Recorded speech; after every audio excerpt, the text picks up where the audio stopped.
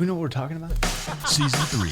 Hi, I'm John Stevens. This is Matt Russell. This is Pod Have Mercy.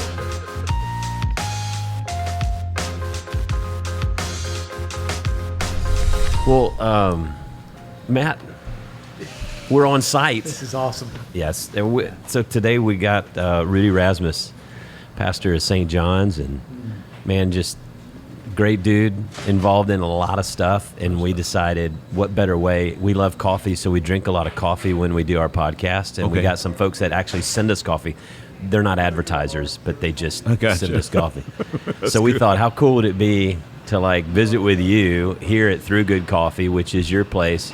Tell us a little bit about Throughgood and kind of what you're doing, and tell us about what's going on next door soon, because that sounds exciting. First of all, it's good to be with y'all. And I'm telling you, coffee is something either you love or just drink, and that's what that's what I've discovered. You know, I was actually officing in a coffee shop over the years, probably 7-8 years ago. Just often, instead of officing at the church, I would office at a coffee shop. So subsequently, I meet all of these amazing young baristas.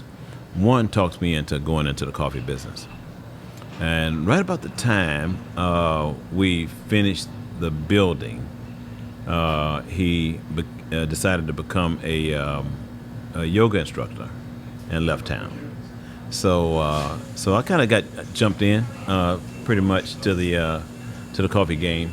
But this particular building, I actually built 40 years ago when I was 24 years old.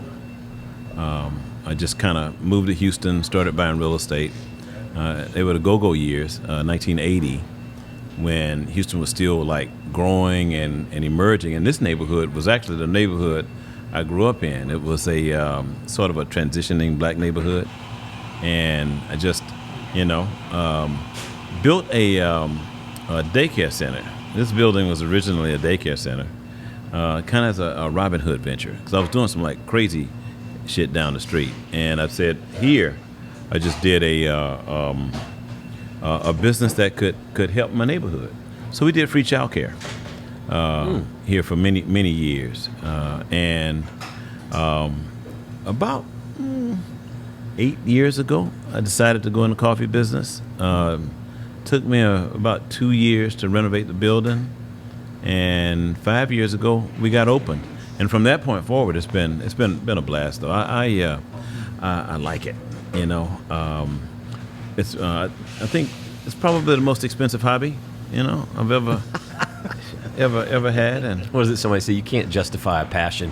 you can't justify it. It doesn't make any sense. A boat. You just do it. Yeah.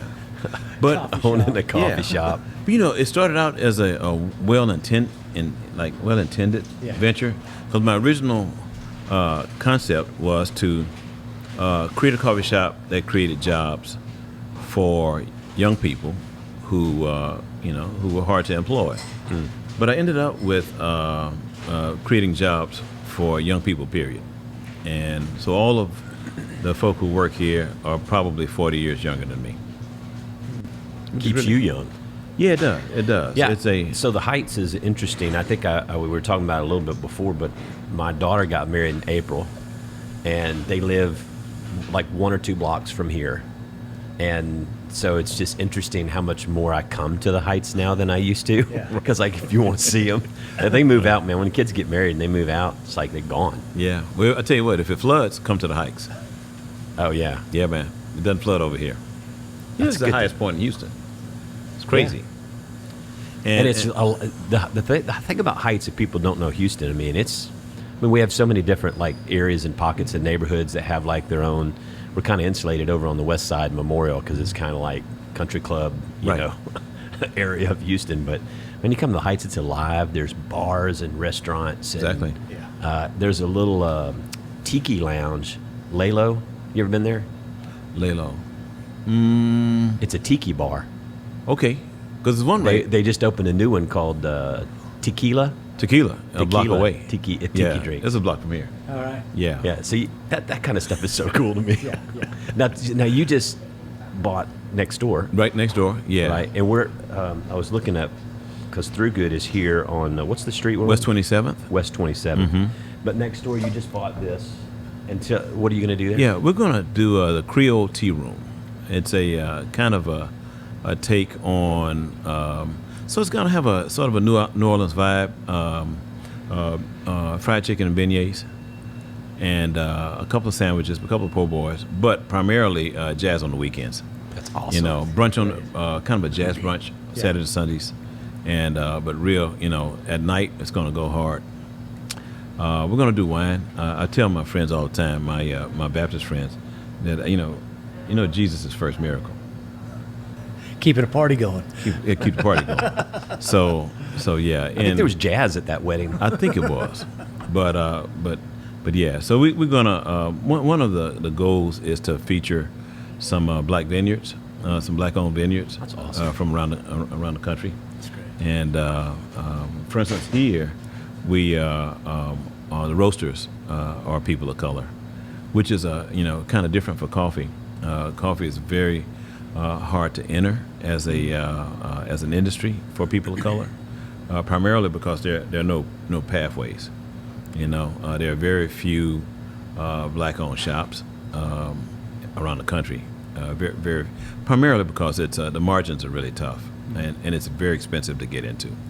What does it get into roasting? That's expensive too? That's an expensive proposition. You got to know what you're doing on that too. And you got to know coffee, and to know coffee, you have to actually get certain certifications. And those classes are expensive and time consuming. Yes. Of which very few people have an opportunity to do that. So either you get sort of jumped in by experience, or you find another job. But rarely do people of color end up in the coffee trade. Just very few. Yeah. Since I've known you, you've had your hand in a lot of different things. You've got, but it all has connection to people. Yeah. It all has connection to this kind of deep sense of betterment of other folks, in your own interest as well. You have interest in these things, but there always seems to be this kind of output of people. And you've been in this area in the Heights. You've had roots. Your root system has been in this area for a long time, hasn't it? Yeah. I went to elementary school a block away from this coffee shop. And I went to junior high 8 blocks away in the other direction, Hamilton, over on Hamilton, Okay. 20th and Hikes. But for the most part, I have, so my spiritual gift is hanging out.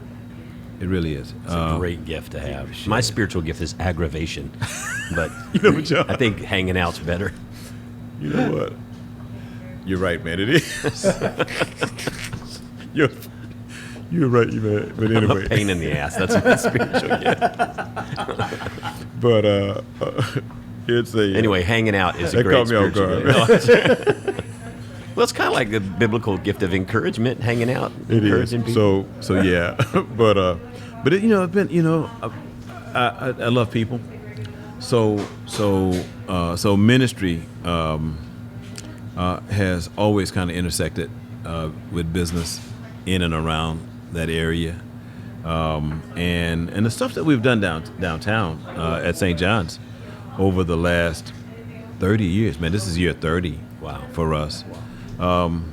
Has really just intersected around social justice from a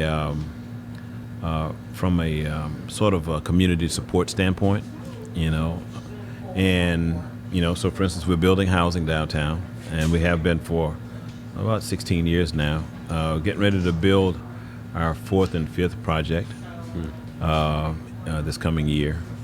And then our distribution stuff, the Bread of Life. We have a sort of a new partner since Hurricane Harvey, Procter & Gamble, and Wow. they give us between $3 and $4 million worth of product a year. But pretty much always, Matt, it connects in and around how we can be present to people. That's I think that's one thing. as an extrovert, I didn't know how ministry would work out. But when I ultimately came to this work, it dawned on me that okay, so this is basically a party with a definitive cause, and that's kind of how it's been. And just to watch the folks that you affected, I mean, a lot of my friends who kind of came through St. John's really consider you and your wife to be kind of their godparents, spiritual godparents, and just the depth of those folks, the breadth of what they're doing in the world now, and a lot of that root system kind of comes back to the seeds that you and Juanita kind of both nurtured and cultivated and poured into them, and so you've got your fingers in everywhere, but those fingers and what you're cultivating has borne a lot of fruit. Thank you, man. The work in and of itself has been a kind of a labor of love, but I've probably felt like quitting every year over the last 7, at least once. Lately. I think Johnny. Lately. Yeah, at least once, and I'm thinking, even now, I'm looking at most of it in the rearview mirror, but even more so, thinking, what's on the road ahead in life. My wife often asks me a question, and the question is, what would you love? Not who, but what. And at the core, at the answer of that, the answer to that question is kind of where I'm going next. I try not to do anything that I don't want to do. That's in ministry, that's in life. If I feel obligated, it ain't gonna work out. Because I'm destructive in that term. But really just kind of thinking now, where can, where will love take me, on this next part of my journey. So your wife, Juanita, who's also co-pastor with you at St. John's, I read, she just wrote for the Houston Chronicle, wasn't there a series of little reflections, right? Yeah. And but one of them was a lady who said, I'm never going to wear a bra again. Remember that one? Ditching the bra. She says, I'm ditching the bra. She owns like a farm, it makes a goat dairy farm or something. She goes, yes. She goes, so if you don't like it, with me walking around with no bra, that's your problem. But I'm not going to do anything ever again that I don't want to do, and I don't wear a bra. No, yeah, she's just she goes, just bras are painful, and I'm not going to do it anymore because I don't have to. Yeah. And if you don't like it, that's your fault. It made me think of that because not only that was not Juanita's article that she wrote, but it was someone. But they that used wrote, Juanita's picture her picture next to that I'm ditching the bra. I say, baby, what was the title? You don't told me this. It was because it was several different authors that wrote little 6. snippets. It was Right. 6 of them, yeah. I said, what was the total of your piece? She said it was. I said, well, beside your picture is I'm ditching my bra. That's so good. You need to frame that. Get that You frame that bad, but yeah, she wrote 2 books during the pandemic. Yeah. One entitled "Learning to Be," and the other is about being a 1 on the Enneagram scale. She's a 1, and 1s are intense rule followers, and people who like organize their lives around all of the rules. And then she marries me, who could give a shit. Who's a big rule breaker? And what's the free spirit one? 7. What are you on I'm the an 8. Enneagram? You're an 8? Yeah, I'm an 8. you're an 8. I would figure you're an 8. It's a Martin Luther King was an 8. I think I knew that. And I think the challenging, the overarching challenge of being kind of an 8 on the scale is we challenge just for challenge's sake, not always for the right reasons necessarily, but I'll challenge convention, which, as a Methodist minister, my journey has been challenging for a lot of people. Well, when you're in a system that tries to put you in a box, eights don't like to be put in a box. Eights don't like to be put in a box. They don't like to be controlled. Right. And it makes it difficult from a very systemic standpoint as it relates to the church itself. Yeah. Right. Well, and you've also been a prophetic voice out of your 8 into the system, as well. You've been something that has not gone away and continued to raise the flag saying there's a different way that we can do this. And a counter narrative to, I just think about kind of the ways that you've held yourself within our own kind of conference, and the way that you've preached, you've led, the issues you brought up around both kind of whether that's race or poverty or even in the during the AIDS kind of crisis, So in the I think on the whole timeline, we started with homelessness, moved to added addiction, and HIV, mostly around the same time in the early 90s.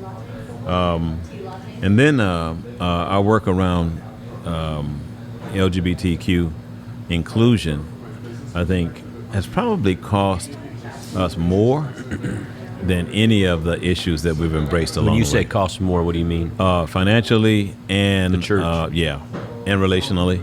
We've probably had 10,000 plus people leave the church because of my position on LGBTQ inclusion. That would typically kill most churches. 30,000 have joined over the last 30 years, and at least 10,000 have left because of that, my position on that issue. I think the lightning rod, when Anise Parker was mayor, she attempted to enact the HERO Ordinance, the Houston Equal Rights Ordinance. What was that around? What the HERO Ordinance was around? Around inclusion, and the opposition of that ordinance basically focused on, there were 14 categories of people who were being represented in this ordinance. The opposition focused on exclusively the trans community from a marketing standpoint, and it was really unfortunate because the ordinance was defeated, which really meant a lot of people to this day can still be discriminated against in public spaces. But there were folks who came to me and said, I just can't, I don't agree with you, and I can't be part of that that experience, Yeah. One of the things that's interesting to me is, of course, to tell people a little bit about when you went to St. John's and kind of how that got started. I know that I actually came to a thing here, and I don't remember what year it was. It was in the mid-'90s. It was like a school of congregational development or something, and you and Juanita were speaking at a class or something. I can't remember, and I went to it. Only thing I ever remember about that was you talking about how you fired people. Yeah. You thanked them. I thanked them. Right. Remember that? I've used that. Yeah. I stole that straight from you. I'm like, I didn't even know who this guy was, but I went to this class. It's like, and he's like, yeah, I just bring him in and just thank him for being here. But anyway, yeah. So if you ever do that, if you ever walk into my office, man, I just really want to thank you. Come on in. I just want to thank you. Like, darn it. I just always loved the way you talked about it. Say, hey, it's nothing bad. I just want to thank you for what you've done, but thank you. We're done. But tell people a little bit about the story of St. John's. Because you go in there and it growing, like you say, and being through all of this stuff. Mm-hmm. And then I'd like to hear a little bit, because I know you've been involved in conversation and written and reflected on this, of what it's like to be a black man in a predominantly white denomination. Yeah. And that might be where you just want to land instead of the St. John story. But I think the St. John story is fascinating. Well, I've really never, Methodism is interesting. United Methodism,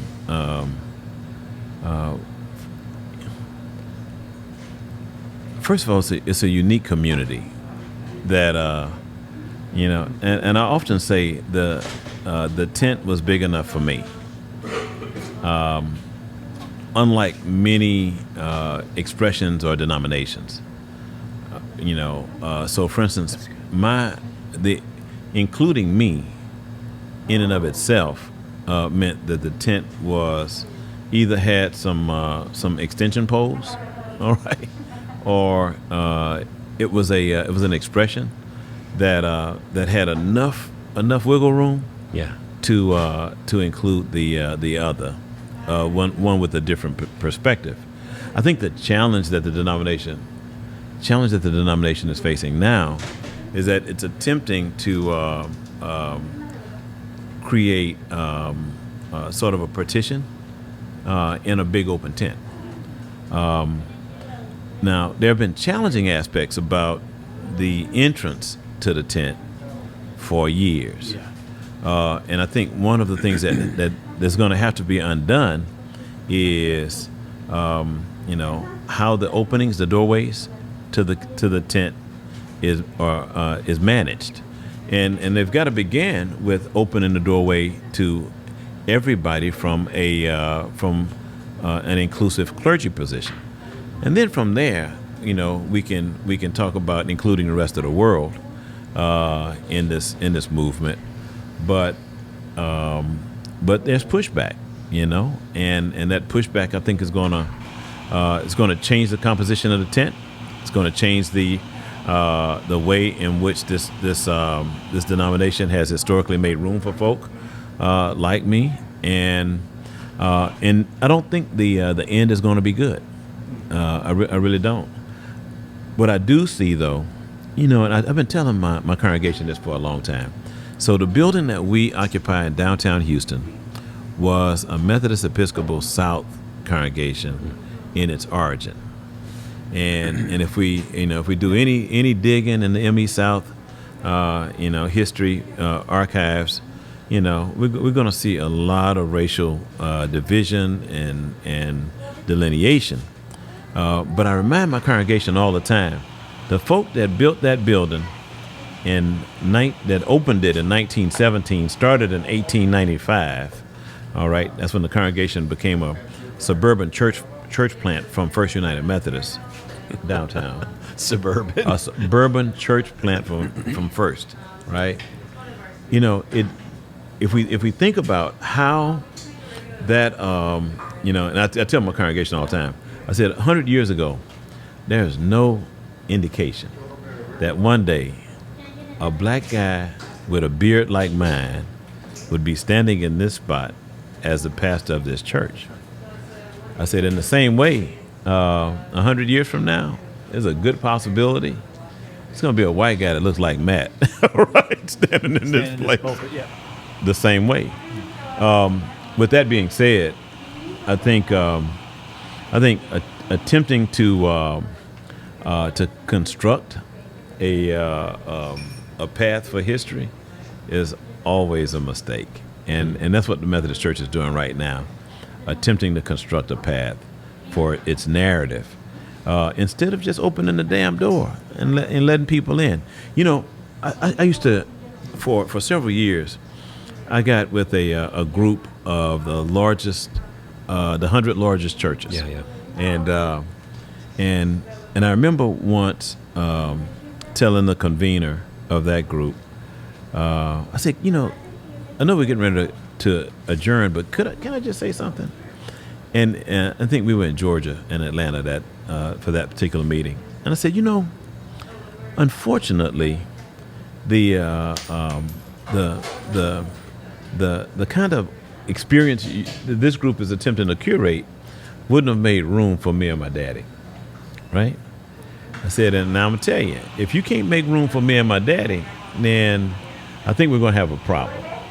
And in that moment, I saw that there was some movement towards at least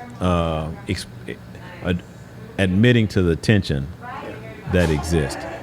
What we can't do though is ignore the realities that the world has changed, and that in less than 20 years, it will be a majority minority world. I mean, a country, and any attempts at this point to alter that, and that's what's happening is all of these attempts are to alter the inevitable course of this country becoming a place of diverse color, and I think the Methodist Church's attempt to legislate that is going to be a problem that it won't be able to sort out or navigate in the big picture. It just won't. I know that was a lot, but I think one of my regrets now is, as I look back, we should have forced this particular question years ago, and now's a good. There's no time like the present, but this quiet, subtle, sexist and racist determination has been on the books for quite a while, and it just needs to be changed. The 2015, having served in Georgia, and Texas, right, South Georgia, South no less. Georgia. Mm-hmm. Until 2015, it was easy to say, can't do that anyway. Can't do a wedding, Right. even if you asked, couldn't do it. And so when that 2015 thing changed, that forced, that was a dividing, that was so what do you call that, inflection point, if you will, Right. that said, okay, now we have to deal with it. And then look at the way we've had to deal with it. We keep moving it. Yeah. And then Kicking the ball down. Fortunately, the pandemic came. And now, they say to people, it's like, okay, well, we're going to meet in 20 and then 21 and 22. And now they're saying, oh, we probably won't even meet in 22 because who knows if delegates from around the world in Africa and Philippines can even come to the U.S. in 22. We don't know the answer to that question. So it's like, might get moved again. And at some point, I think what needs to happen and what is happening is it's just like coming out of the pandemic. It's kind of self-policing. Yeah. Like we open up and say, okay, if you want a vaccine, you can get one. If you don't want one, and we have some people that don't want one, but they know what the risk is. But Right. they can come and they can self-police their own life. Now it's like, if you don't want to be in the United Methodist Church, if you want to stay, you can stay. If you want to be in the United Methodist Church, you can go. Right. They're creating options for everybody. I don't think the United Methodist Church is a perfect church. I think we got a lot of work to do. I don't bureaucracy, but around just issues that we confront in front of us. We talk about race in our congregation this much, and some people's heads begin to explode. I mean, seriously. I had people mad at me last summer because we're just beginning to just have conversations, and we said we'll have a couple of studies around some books around white privilege or this, and man, you would have thought I freaking opened the door to becoming a communist or whatever. I mean, It was like alien talk for some people. We had people literally left the church. Oh, wow. I had a guy sent me an email, and he said, take me off the rolls. I'm done with Black Lives Matter Chapelwood. Okay. Wow. John, I would, I've thought about this often, but if I had experienced 400 years of unchecked privilege, I probably would be a little challenged by the thought of losing that that access to opportunity, to financial advancement. I think it's human nature to to fight. I guess in many ways to fight being in authority. I mean, it's a privileged position. I think when it's acknowledged, it's a problem. As a problem, then it has to be addressed, and that's where we are today. So I grew up in Houston, grew up in the Heights, drank from a separate water fountain in Houston until I was 12. Used the colored-only restroom. Sat in the colored section in restaurants and on buses and in public spaces. Never understood it as a kid. Never understood it. But I knew that there was some unspoken, unwritten rule that relegated me to that place. The craziest thing, though, the Houston Public Zoo. I had my mom take me to the zoo often, and for one reason, because of the lion head fountain in the middle of the zoo when I was a kid. They tell me that the lion head fountain is still there. I haven't been to the zoo in many. It is. So watch this, Matt. When I was a kid, she would take me there. I would bypass all of the animal exhibits. I always made a direct path to the lion head fountain. For one reason, it was the only place there wasn't two fountains. There was only one lion head, and every kid of every hue lined up to drink from that fountain. And even as a 6-year-old, I was aware enough to realize that there's something right about this. There's something not right about that other. And I think where we are today is acknowledging those unspoken, the unspoken presence of that colored water fountain and that colored only section and that colored restroom, that colored only restroom.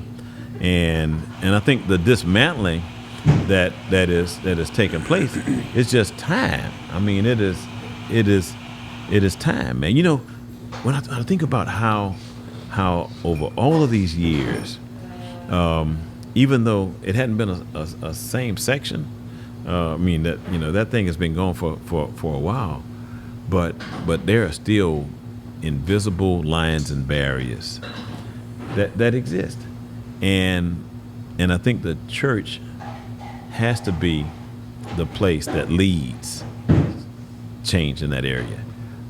This is my experience with church. So I came to church to the faith later, because I never saw the faith as powerful enough to make change in the world it existed in. Because here I am, I'm going to the zoo, and the folk at the zoo got it figured out. It's one lion head fountain. I go to the damn church, all right, and they are telling me, in essence, to be a good slave. To this is wrong, but it's the way it is. They got it figured out at the zoo, the church. So here we are, 2021. All right, it's still figured out at the zoo, but the church is still wrestling with certain sections for gay folk, and really certain sections for black folk, and certain sections for white folk, and they call that Sunday morning. Yeah. The church is, I think, the church is a reflection of society, always has been culturally. But I think, again, this is just going to sound the way it sounds. I always say that before I say something. I'm just going to be honest. I have a tendency, and I get myself in trouble. But that's okay. From someone who has grown up in white church and now really trying to bridge gap and trying to be understanding, just trying to learn, right? Trying to be open and attuned. Right. And recognizing now the people who are mad at me, attacking me, even though I'm not anywhere near like I mean, Matt's the one. Matt's the real progressive liberal. I mean, right? I mean, lightning rod. Matt's. That's why I brought him in, to be the lightning rod. That's when we brought him in, there were several people that were like, "Yeah, he brought Matt in to do the gay weddings." That's right. That was. I was like, so, but. There's fear. Be interesting. When you talk about fear, I remember I've said this before. Richard Rohr talks about how everything is grief. Everybody's dealing with grief, and he says conservative type people tend to manifest their grief with fear or in fear, and more liberal or progressive people manifest their grief in anger, like angry fight, but the fear. And I see a society that things are changing, and you live kind of in a bubble your whole life, and you don't realize. A guy came in my office, he was so mad at me, and he's like, "You're buying into all this liberal brainwashing." I was like, "What are you talking about?" He goes, he says, "You don't believe in white privilege, do you?" I was like, "Yeah, I think I do." And he's like, "Well, what does that mean?" I said, "Well, my dad left when I was 14. Yeah. I don't have a safety net. I didn't inherit any money. I've worked my whole life. I've made my own way." He said, "See, that's what I'm talking about. You pulled yours." I said, "You know what, though? I've never had any obstacle in my life or barrier that I've had to deal with that had to do with the color of my skin. As a matter of fact, I think the color of my skin opened doors, and I didn't learn this until I was an associate at St. Luke's, and I got appointed to St. Andrew in Columbus, Georgia. And I remember a friend of mine who had been a black pastor in South Georgia his whole career, 40 years. And here I am in my first full-time senior pastor appointment at 27 years old, right? And I'm making like $15,000 more than he is at his church, and he's been serving 40 years. Right. And we were in a meeting, and he just looked and he just shared this information. And, in my time, I'm thinking we were just jealous, or whatever. And it took, because I was young and stupid, right? Yeah. I mean, I didn't know any better. And then through the years, I realized, well, when you're in the United Methodist Church, especially if you're in South Georgia, if you're like James Swanson or Greg Blue or somebody, there's two churches. Or Joe Robertson. There's South Columbus, there's St. Mary's, and there's M.O. Harris. And that's the three churches. And all of them pay significantly less than churches that are way smaller than those churches. Right. So you're limited. If you're a black pastor, a black ordained Methodist preacher, or licensed, you got that's it. There's no upward mobility. Right. There's nowhere for you to go. There's nothing for you to Right. do. Whereas for me, there was 600 options. Exactly. And every time I moved, I got an increase in my salary. Right. And so it was not something it's something I'm still learning. I think right now the thing that I find is people are afraid. There's fear, and it has to do with all this manufacturing, this outrage, and manufacturing threats that are not really threats. Right. And they think, I'm going to lose my house, I'm going to lose my livelihood, I'm going to lose my job, I'm going to lose whatever. It's made up stuff. Right. And it's just, I think in these days we need to get more into the gospel, more into the life of Jesus, because if we are more faithful to that, you find a wrestling with all of this stuff that I think we need to wrestle with. Jesus was pretty revolutionary. And we have sugar-coated it so much, and I'm guilty of that. I find the easiest. And so when you start to test some of these things, you realize when you push a little in your church, Right. it bubbles up, and you find out where the outrage comes from. And you find out that there's racism in your congregation, and that there's even racism in myself of ways that I'm not even aware of, and I'm discovering in real time, being confronted with this. I mean, I think that's kind of when I say racial recalibration or reset or whatever's going on, there's an awareness, and it makes some people are embracing it and willing to learn and grow, and other people, man, it's that fight or flight kind of mentality. Right. I think the pandemic has the pandemic is gonna shape a future for the church that the church isn't quite ready for. But people, after the last, I guess, year and a half, 18 months or so, of not having a building to go to, are having to define what faith is, external physical structures, and external of existing societal structures that are reinforced by those physical structures.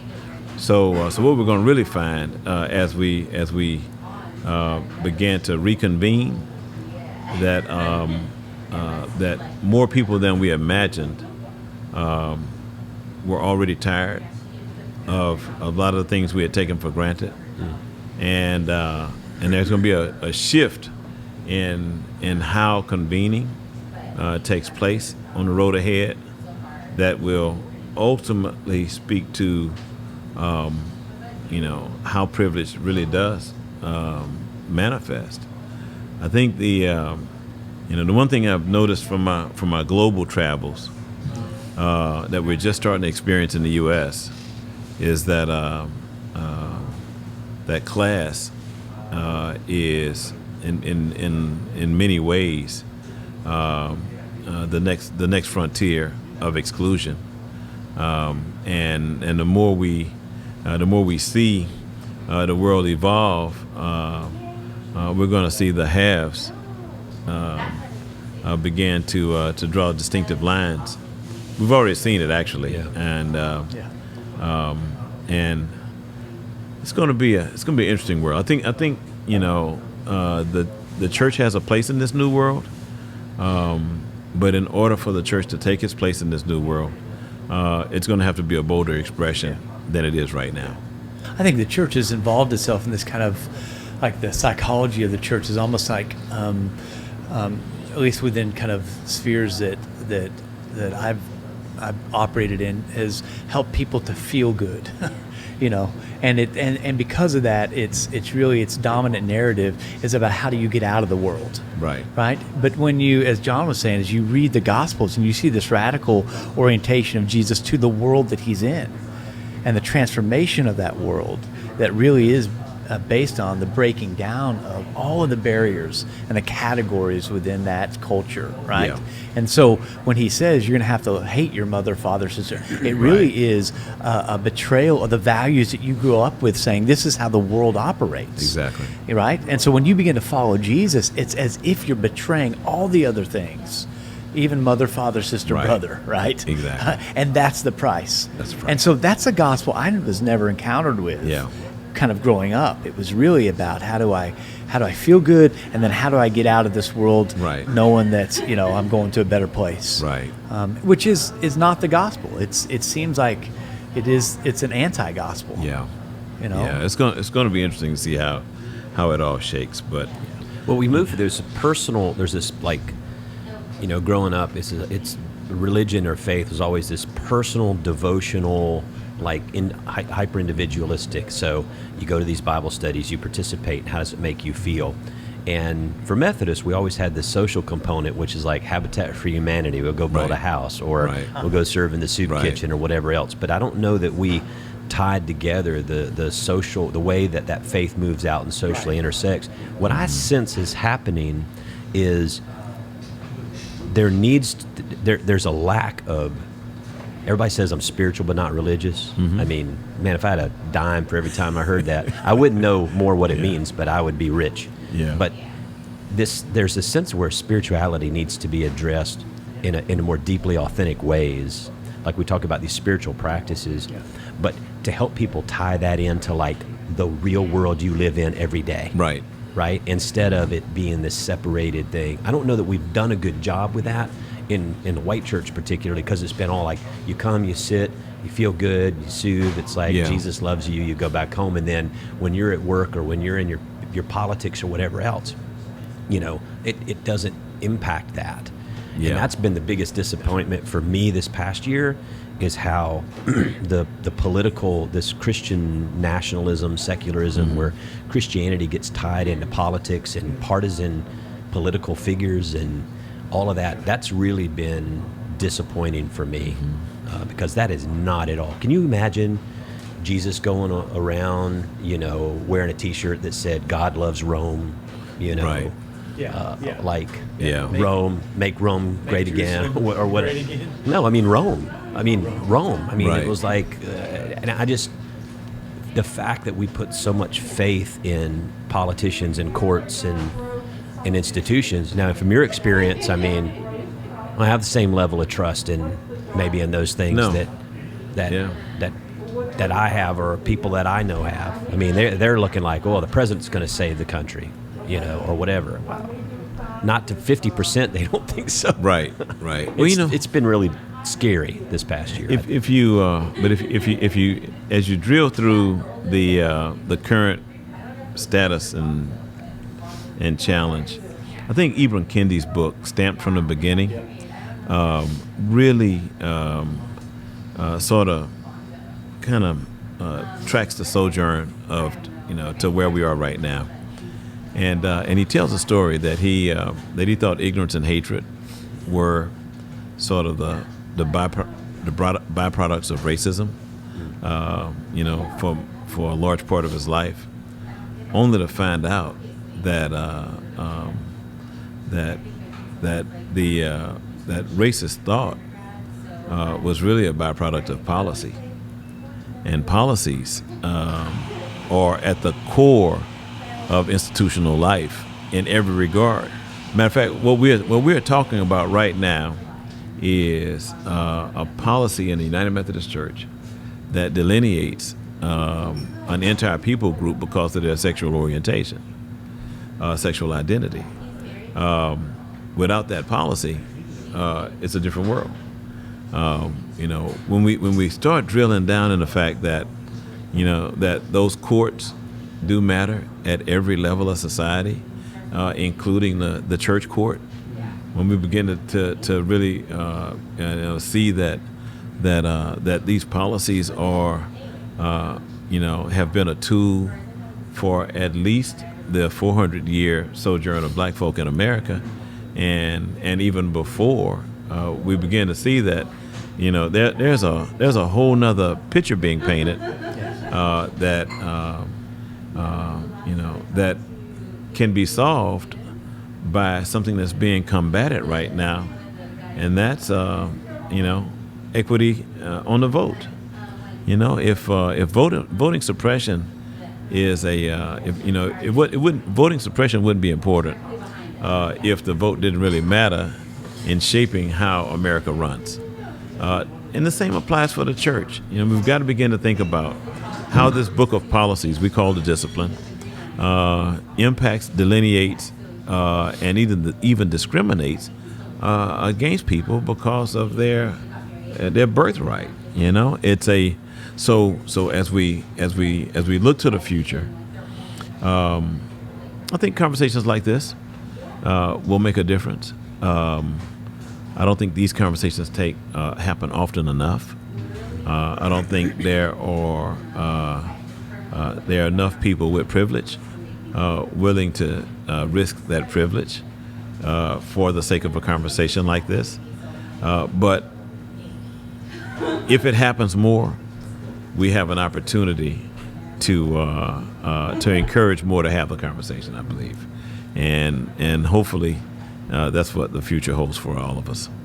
I think that's one of the biggest problems is you only talk to or at people that already agree with you. Well, yeah. The echo chamber. I mean, the fact that, I don't have a problem with someone who only watches CNN or only watches Fox or only watches MSNBC. But what I tell people is if you do, you're getting one thing, and you're going to choose which one you want, and it's going to reinforce like your worldview that you already believe in. So it's a relationship algorithm. Cross dialogue of, I realized when we went, I was a part of a group on the early stages in Indianapolis talking about what does it look like if the denomination separates, right? And you've got this group from, this WCA side, Good News side, and then you have like the centrists, which I was one of those. I don't even know what that means. And then you had like the progressives, and you realized real quick the language you use is different. The groups want to take and redefine terms. So all of a sudden you've got the group on the right that's now co-opted orthodoxy. Right. We're orthodox and you're not. Right. I'm like, last I checked, I think I'm still Orthodox. I mean, Right. based on what 2,000 years of that word means. Right. But it's still like traditionalist or Orthodox or evangelical or all these kind of like, we're going to take the words, we're going to define them the way we want them, and they don't fit you, they fit us. Yeah. And I just think, the language, I wonder if you're moving in this direction, like United Methodist Church ain't perfect at all. Right. But if you move in any of these directions, right, whether it's hard right, hard left, and you become more exclusive, how does it impact things like, they say, oh, it's not going to be impactful. But how does it impact things like women in ministry? Right. How does it impact racial issues and Right. demographics? How does it impact? Because I can tell you a lot of the people that I know that are really like itching and ready to go tomorrow to some new conservative Methodist church, I don't know. I don't see a lot of diversity in that. Right. Personally, politically, racially, and they'll say, well, of course there is, and look at this, and I'm like, man, United Methodist Church is already 98% white, isn't it? Exactly. So I mean, like, if you're going to split and take a right turn, you're going to be 99.9%. I mean, I don't understand, but I don't know. It's When you gonna started be by interesting. saying, like, you grew up in a big tent, Yeah. and that tent included you, Right. and not only and you as a prophetic voice. And I think the more we partition the tent, the more voices of prophecy that we lose, and the less we become the body of Christ, effective in the world that God loved and gave Right. Himself to. Here's what I want to hear from you. Yeah. If someone's listening, white pastor in United Methodist Church, what can we do personally, but in our congregations, that help progress a better relationship and understanding to make progress in kind of where we need to go, especially around issues of race? We've been talking a lot about that and other things as well, but around inclusion in race, what I think a lot of people have asked me, it's like, what do I do? What do I do? And I'm not putting this on you to say it's Yeah. your responsibility to tell white folks how to figure this out. Yeah. But I do think that if you're going to be open and listen, you need to listen to voices that are not your own, that can either challenge or say, open up this, or just listen, whatever. I mean, Here's an idea. So my last book was entitled "I'm Black, I'm Christian, I'm Methodist." I wrote it with 9 other writers who were all Methodist clergy, all ages, all gender, and all orientation. It was just a very, very diverse group of writers. And even some were more conservative and progressive, but they were all the writers were black. I think a good starting point from a Methodist standpoint, a Methodist conversation, would be for non-black congregations to read that book, and then I think another step could be creating conversation with those authors. The authors are all over the country and are very versed in their specific position and interest in the church, but to create some open dialogue around that. We've done it so far in maybe 5 annual conferences, and from that, I think some good occurred in terms of opening the conversation to some new thoughts and ideas and to some new possibilities. But I think that's a starting spot, and then I think there are other steps that could be taken, and I think Chapelwood has taken those steps through the work with Project Curate, but to really create honest dialogue amongst people of different races, and to honor and even respect the positions of each other. Not a lot of churches have taken that on, and I think even I'll say this. I think the black church needs some introspection as it relates to this issue as well. I think so. I'll this is the lightning rod. I think in many cases, the black church stopped reading the scripture through the lens of the oppressed a while back, and started looking for ways out and paths to prosperity out of scripture. I think to begin to look at from a black perspective how scripture diagrams and even provides paths out of oppression, or some of the things that the predominantly black church can do. I think the predominantly white church can begin to understand that this has been that religion has created an oppressive regime that ultimately needs to be overthrown, and subsequently we won't have if we don't get to the point where we begin to see scripture in a lens outside of what it can do for me personally, then religion will no longer have a value, and we'll be pretty much on our own.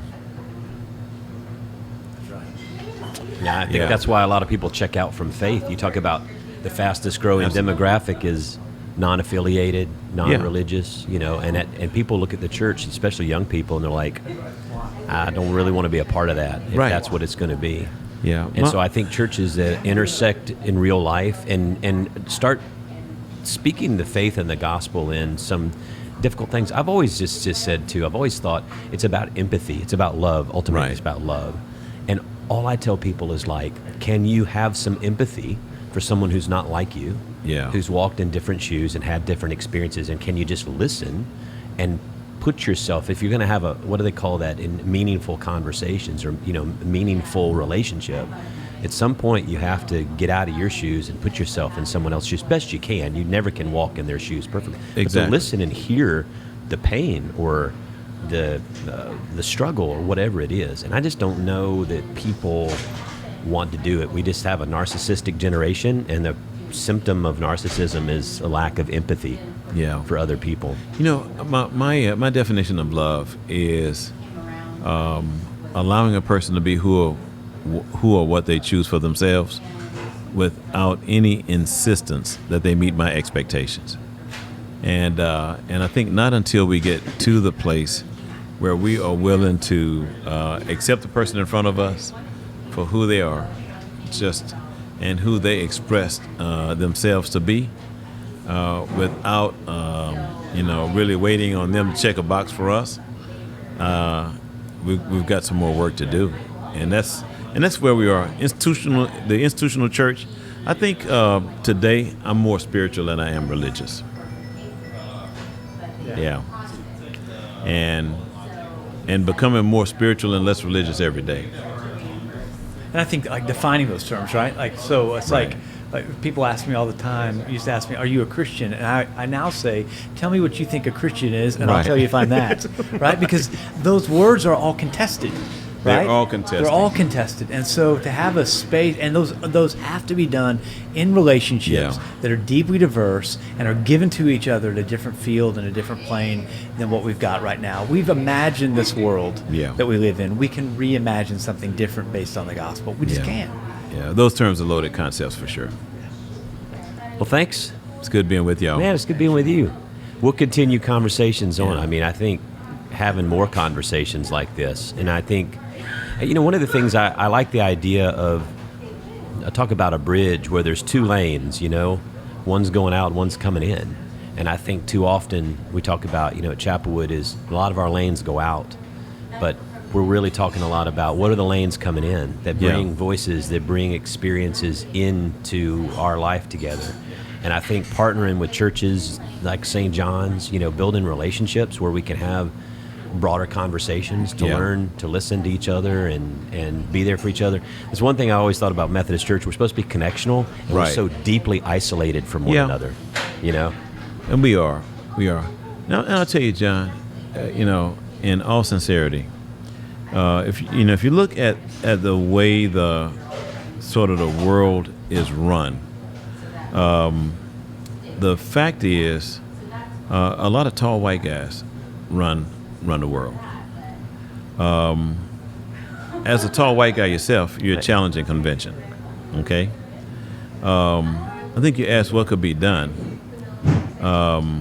From your position of influence, I think you're taking a step to help some other people who actually run this thing potentially see a new opportunity. And I think what we have to do as humans is help other humans see the benefit of inclusion and diversity in the world. Otherwise, it's going to be us and them. And so I commend you. You're taking a step because you don't have to do this. You don't have to be a part of a conversation that literally challenges the convention in your own congregation. But in doing so, there's an opportunity that exists on the other side of it that even your congregation can benefit from in ways that right now are completely unrealized. And so keep up the work and keep talking. Thanks for your wisdom, and thanks for hosting us at man. Throughgood. Absolutely. Thank you. Coffee. Yeah, we appreciate you. Bless you. Well, I'm John Stevens, I'm Matt Russell. Rudy Rasmus. and this is Pod Have Mercy. Yeah. Pod have mercy. Pod Have Mercy. Hey, Mo.